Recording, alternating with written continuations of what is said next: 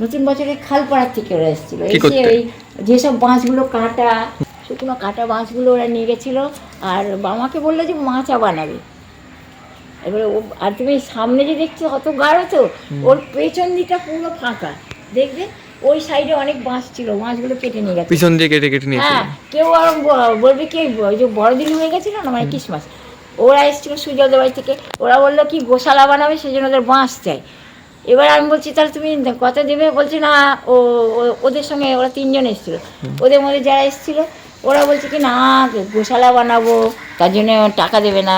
হ্যাঁ, তাই বলে নিয়ে গেছে, না কোনো জিজ্ঞেস করার দরকার পড়েনি, কিছু না, ওরা কেটে নিয়ে গিয়ে গোশালা বানিয়েছিল। হ্যাঁ, এবারে তার বিনিময়ে কিছুই নিয়ে এসে দেয়নি আমাকে, ঠিক আছে, যে ঠিক আছে বাঁশ কেটে নিয়ে গেছে, তো তার বিনিময়ে কিছু তো দেওয়া উচিত ছিল ওদের, টাকা তো দিতে পারিনি, তাও পর্যন্ত দিতে পারিনি। তুমি জানো 25 তারিখে ঘরে কোনো রান্না হয়নি, 25 তারিখের দিনে বোধহয় যত সম্ভব কেউ পচা বিরিয়ানি এনে দিয়েছিল, সে ঠিক মতো খাওয়া যায়নি।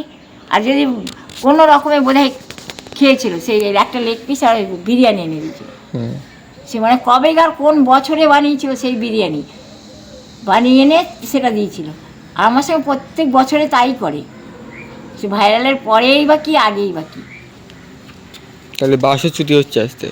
বাস তো পেছনের দিকটা তুমি দেখবে গিয়ে কিচ্ছু নেই, পেছনের দিকে পুরো সামনের দিকটা দেখাচ্ছে, কেউ যদি আসে যেন দেখতে পায় সামনে অনেক বাস, আছে সামনে অনেক বাস, কিন্তু পেছনে কিছু নেই, পেছনে সব ফাঁকা কাটা বাঁশ বাঁশ।